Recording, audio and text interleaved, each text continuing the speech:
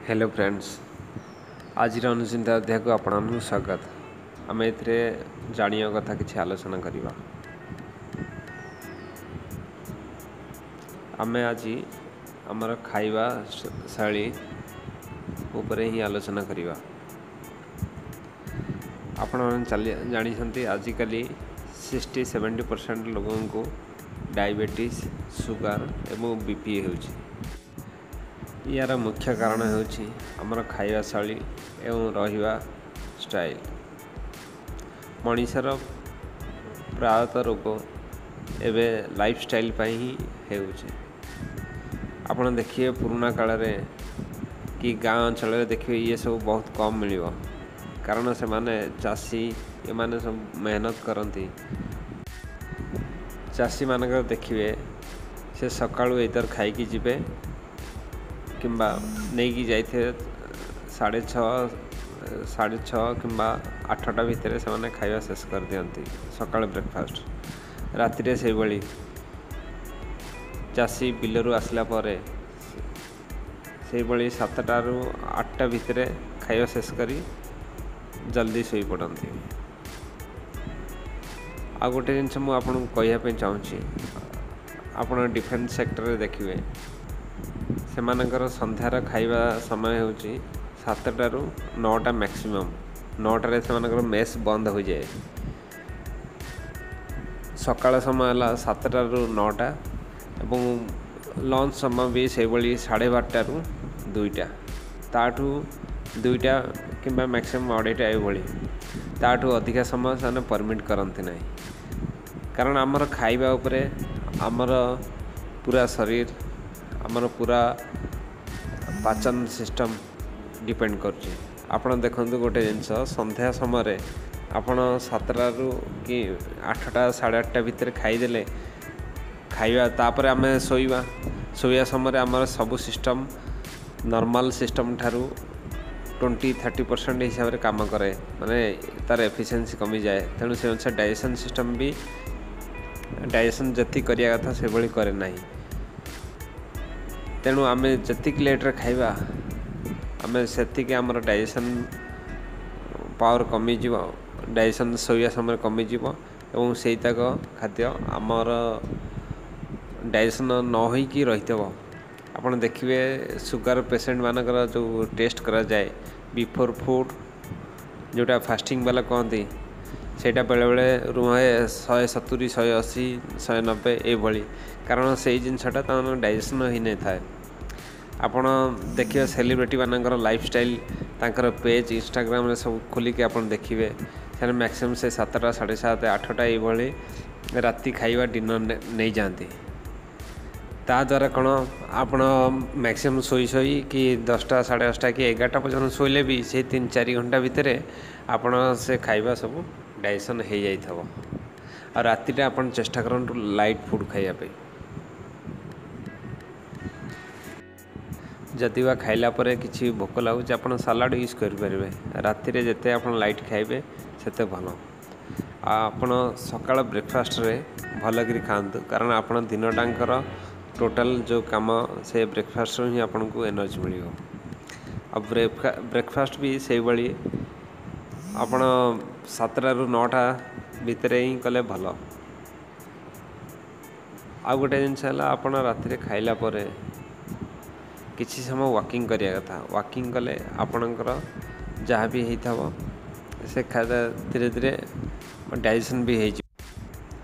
रात्रि समय आम मैंने फिजिकल वर्क करना एवं से समय रात्रि भी सन भी रोना।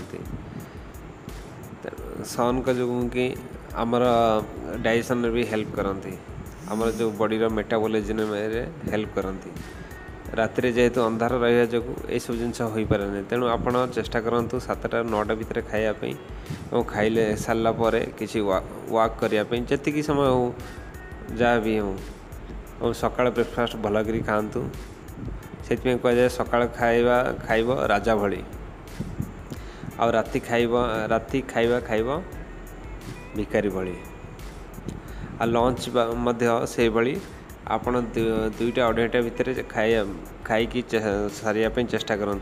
आ खाई सारा टिके रेस्ट नेबे दीपर रे नेले से 5 मिनट हो 10 मिनट हो आपन को माने बहुत भल लगे फ्रेश लगे।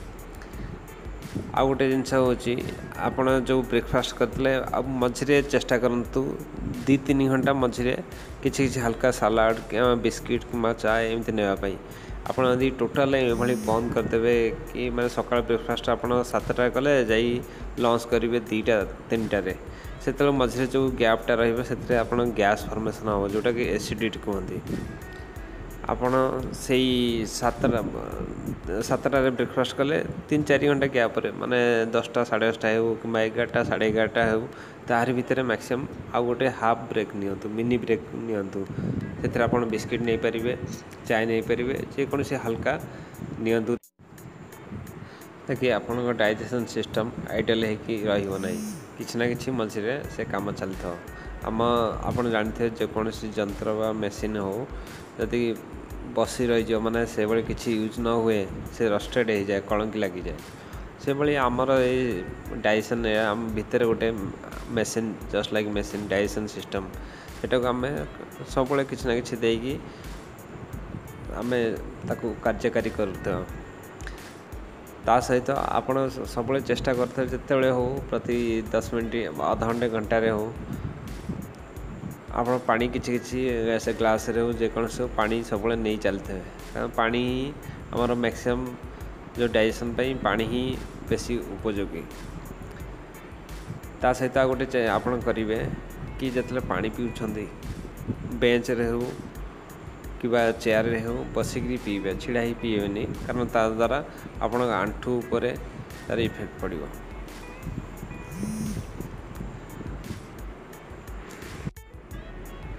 आपण चेष्टा करंतु हाफ किलोमीटर हो कि 100 मीटर भी हो किसी ना कि वॉकिंग करने ना कि फिजिकल एक्टिविटी कर आपण वॉकिंग कि फिजिकल एक्टिविटी कले आपण डाइजेशन सिस्टम पाई हेल्पफुल हो आपण यही सब अभ्यास रे पकांतु डेली किसी ना कि पालन करंतु आपण देखिए आपणकर धीरे धीरे आपण से एवं आपण सजग हो गले आपण फ्यूचर रे ना सुगार ये बीमारी पड़ेनि आप जानते सुगार मतलब डायबिटीज सेटा है माने आपणकर इनडायरेक्टली किडनी उपर इफेक्ट कर पकड़ कारण किडनी ही आम सब जिनस फिल्ट्रेशन करे किडनी आप जानते किडनी उपर इफेक्ट आसले धीरे धीरे से किडनी भी डैमेज हो किडनी डैमेज है आप कौन से जिनस धीरे धीरे फिल्ट्रेशन हो जो वेस्ट आसूसी से जिनस भी बंद हम धीरे धीरे इवन ये समस्या ये समय आसो पानी फाणी भी जस्ट फिल्ट्रेशन हेनी आप जमिकी देह हाथ गोड़ ये सब फुलेब तेणु से कहुए prevention is better than cure आपण एबेठारू यही सब स्टेप्स पालन करंतु सुस्थरे और सुखरे रुहंतु। तेणु आज आम यही शपथ नेबा कि आम राति खाइबा 8टा भितर शेष करने चेष्टा करिबा एवं हल्का खाइबा सकाळ ब्रेकफास्ट 7टा ରୁ 8:30 भितर खाइबा एवं भल करी खाइबा लंच 2टा-2:30 सुधारे शेष करिबा एवं 7टा ରୁ 2टा भितर किसी मझे ब्रेक नहीं कि आउ किसी खाइबा हल्का खाइबा मझे किसी वॉकिंग करिबा एवं फिजिकल एक्टिविटी किसी आम हिसाब से करिबा आम मझे मझे जिते पानी पी पारिया सेते भल एवं बसिकी पानी पीबा एठी रोचु फ्रेंड्स आपण करि परिबे के नहीं मो सहित वॉइस मिसे कि यस कहंतु आर यू रेडी आपण मन भितर जिते जोर कहीकि यस करंतु आपण मन भितर जिते जोर ये सब भावना आनिबे कहिबे सेते जोर आपनका जोश बढ़िबो एवं आत्मविश्वास से अनुसार बढ़िबो are you ready okay bye friends.